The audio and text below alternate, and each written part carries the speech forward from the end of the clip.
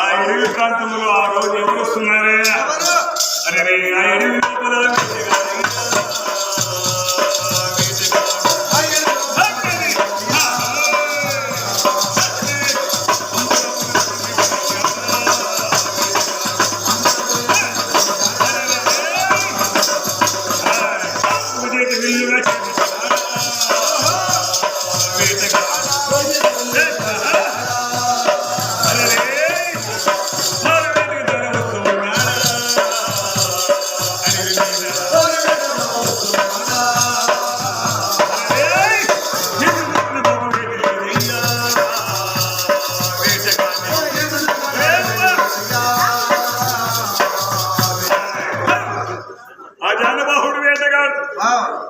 భుజముల బలాక్రమంతుడు ఒక చేతి నీళ్లు నాడే బాగా తీసి పెట్టాడు.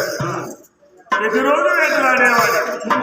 ఆ రోజు వాడు వేయించిన టైం అనేది వేటలు కనిపించినాయి. పడమటి దిక్కులో వస్తున్నాడు. మరి పశ్చిమ దిక్కులో చూస్తే ఇష్టగలవేశ్వరి ఆలయం గుడి శిఖరమును చూచాడు. ఆ గుడి శిఖరమును చూచి వేటగాడు సభ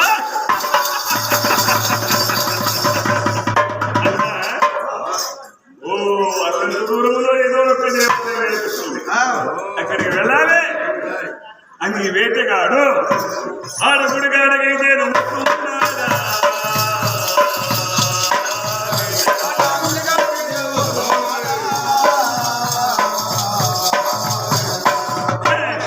దగ్గరకు వస్తున్నాడు. మరి గుడి సమీపం కోనేటిలో స్నానం చేస్తున్నారు కదా దేవకాంతులు కదా.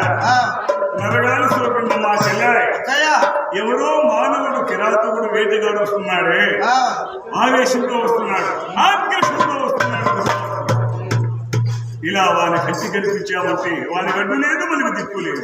ఈ అడవి ప్రాంతంలో దుర్మార్గుడు ఏ పనైనా చేయడు అని ఆ వేటగానికి చూచి భయపడి ఆ కోనేటిలో ఇద్దరు దేవకాంతలు ఏమగారయ్యా చూడు హంస పక్షులు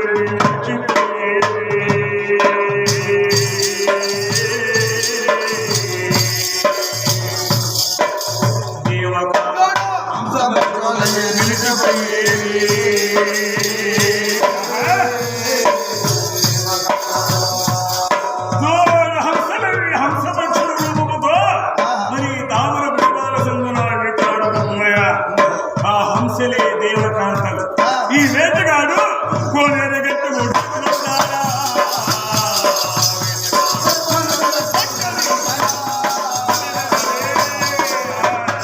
కోనేటి లోపల వచ్చి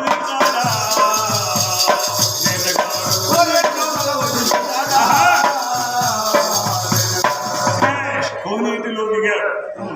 కాళ్ళు చేతులు హస్తపాదాలు శుద్ధి చేస్తున్నాడు. నీరు త్రాగే సమయమున నీటి పైన ఉండగలిగిన జోడు హంసలు స్వాతి మెరుపులాగున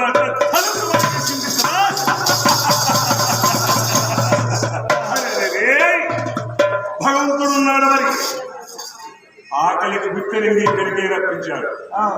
ఒక దెబ్బతో ఈ జోడు పక్షులను చంపి మన ఆకలి దెబ్బలు తెచ్చుకోవాలి, మన క్షుద్ధాలను తెచ్చుకోవాలి కోరికతో మీరేం చేశారయ్యా? నాలుగు వాడము